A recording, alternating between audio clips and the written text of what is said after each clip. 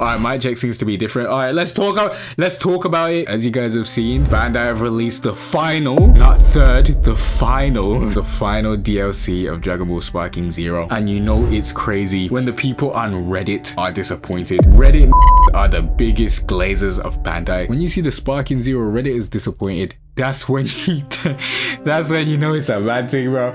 That's when you know it's over. And all I have to say to you guys that was waiting for this DLC expecting something exquisite because it got delayed. Duh. Of course it was gonna be lackluster. Have you not seen their track record? So I don't know why Bearman were coming online like this third DLC was gonna be the holy grail because it got delayed. That's not a good sign. That's not a good sign that it got delayed. And I think people knew that, but they were leaning more towards the idea, oh yeah, it got delayed because they've probably listened to our concerns and they're working extra hard to make sure this is the best one to see if they can get people back. And I knew that was complete cope. Because think about this, it doesn't even make sense. What sense would it make for them to rush the release of the game but delay DLCs because now they want to work extra hard when the DLCs are released? If they wanted to work extra hard, they would have worked extra hard in the game and delayed the game's release. They didn't give a F. They didn't give a flip. Get that nonsensical thinking out of your head, fam. Of course it was going to be lackluster. That was not a good sign in any way whatsoever. Do you know in my whole years of living, I've lived more than 18 years on this earth, I have never seen a game delay a DLC. That's my first time in life ever seeing that happen. This was never a good sign. The only time any delays are good is when the delay of the actual game itself before being published is delayed. Delaying DLC is not a good sign, fam. How are you delaying something that's easier to work on than the entire game itself? That should have told you guys everything, and I'm surprised it's taking this long for you guys to lose hope. Obviously a lot of people lost hope a long time ago, but like for the die-hard Sparking Zero fans, I lost hope in the Beast Gohan DLC patch. That's when I stopped waiting on Bandai. I know it's been a long time, but I don't know if you guys remember, there was a game, you should remember, there was a game breaking bug, which was the tracking. They left that in the game for months,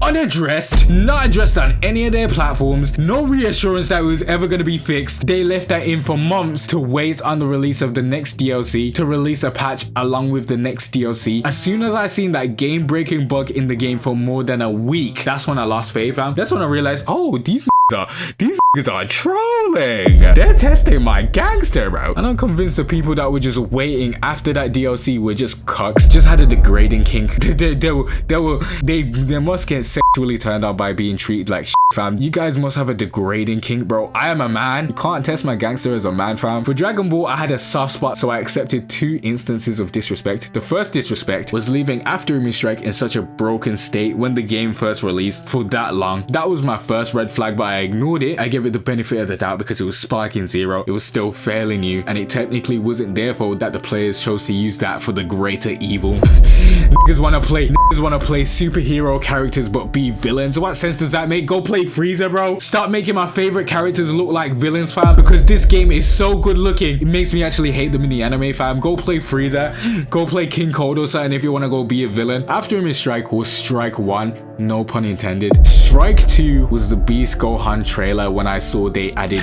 no new maps to the DLC. I didn't exactly know what they was gonna do for custom battles. I thought they were gonna do custom battles but have like developer integrated cutscenes in them custom battles, but it just wasn't. It was just ones that any nigga could have made. The third strike was the tracking after the DLC release. How do you fuck up something that was never fucked up beforehand? How does that work? How do you do that? That was my last strike. After that, it was like, ah, yeah, fuck these dudes, bro. And I'm not mad at the developers. I want people to stop harboring hatred towards the devs.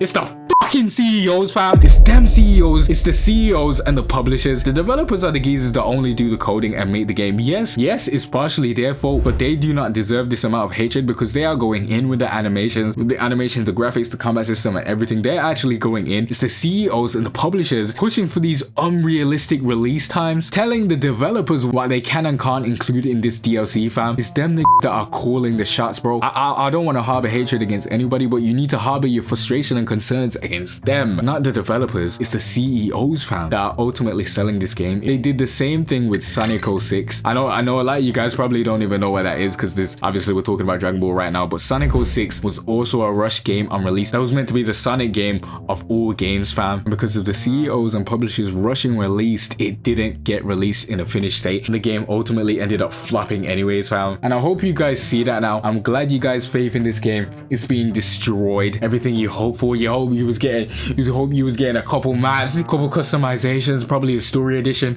I hope your dream is shattered. Ha ha ha ha. I hope it's finally been drilled into your guys' head that this game is done for. We can finally talk about what comes next. The belligerent fool dares to challenge me. As annoying as this bastard can be, it's our rivalry that keeps pushing me to get stronger. I can't afford to kill him. I always hear about Bandai this, Bandai that. We don't have enough maps. We don't have Super 17. We don't have enough characters. We don't have enough costumes. The DIAMA DLC has been delayed. Do you guys not know the power that you have?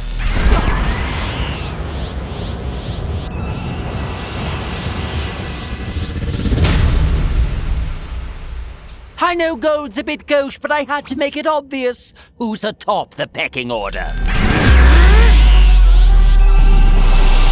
Behold my newfound evolution! If you believe you can defeat me, then you're more delusional than ever! Do you guys not know what we could turn this game into? Yes, after DLC 3, Sparking Zero on PS5 might be finished, I can't lie. But on PC, this year is just getting started, fam. Now you guys have probably seen certain YouTubers covering mods in single player gameplay, but there's always a certain type of oomph that's lacking that doesn't really push players to get mods or get Sparking Zero on PC. There's a certain aspect of this game that the remaining players love that just can't be replicated by playing single player modded content. When you get to a certain skill level, playing against CPUs is just no longer fun. So mods is nice to look at, but it's missing that thrill of a fight. What's the point in getting all these new forms and all these new characters and all this low accuracy if you can't really replicate the same excitement you get in the fights by fighting NPCs? That thrill in modded content was always missing. Until now.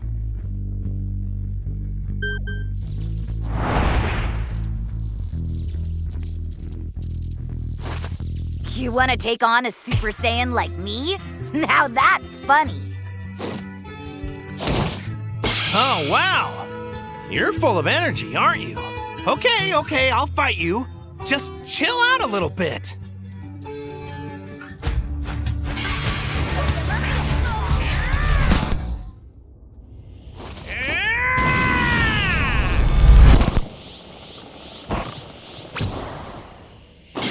Oh, this form?